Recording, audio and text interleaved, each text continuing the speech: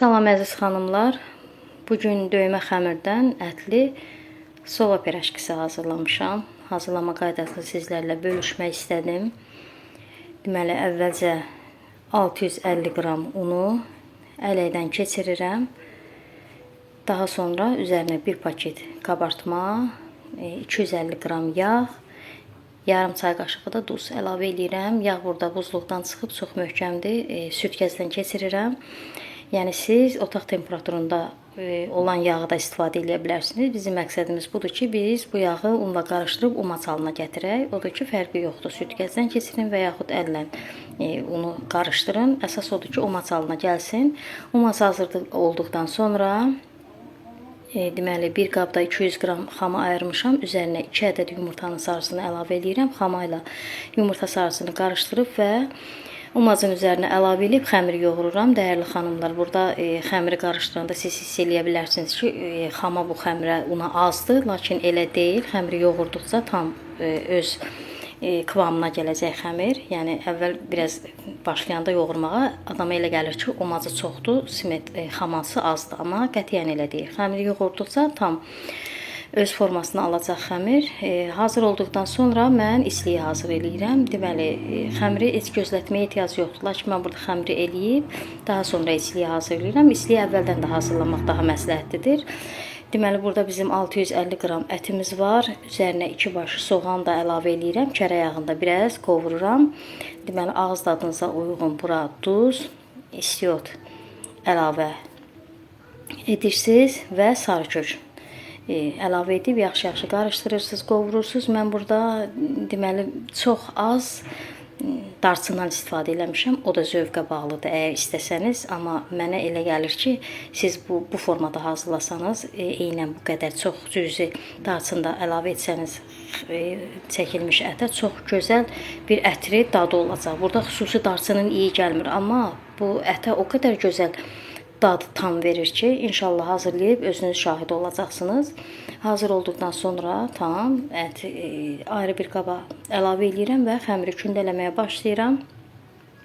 Burada xəmirimizin kündəsi hardasa 50 qram olur. Deyək ki, şəkərbura xəmirindən biraz böyük, şəkərbura kündəsindən biraz böyük kündə olur. Qramla desə 50 qram. 25 ədəd kündə çıxardırıq bu xəmirdən və heç gözlətmədən içliyə yığacam. Deməli, tam kündələdikdən sonra kündələri yayıram. Eynən şəkərbura xəmiri kimi bütün kündələri yayıram, tam hazır eləyirəm, sonra içliyə yığıram. Kündələri də yayanda böyüklüyü yenə deyirəm, şəkərbura kündəsindən biraz böyük, yayması da biraz böyük olur və qalınlığı da bu qədər. Yəni çox qalın olmasın.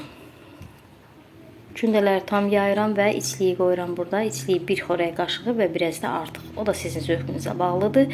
İçliyi nə qədər istəsəniz o qədər yığa bilərsiniz. Yəni bir xörək qaşığı dolu xörək qaşığı da bəs eləyir. Əsas odur içi kip dolu olsun və bu formada, samsa formasında deyək ki, hazırladım. Siz istəsəniz həm bu formada və yaxud yumru formada, yumru kündə formasında içliyi qoyub hazırlaya bilərsiniz və yaxud uzun sov forma verib hazırlaya bilərsiniz. Mən bu samsa formasında hazırladım. Hazırladıqdan sonra üzərinə bir ədəd yumurtanın sarısı və biraz süd əlavə edib qarışdırıram, üzərinə çəkirəm.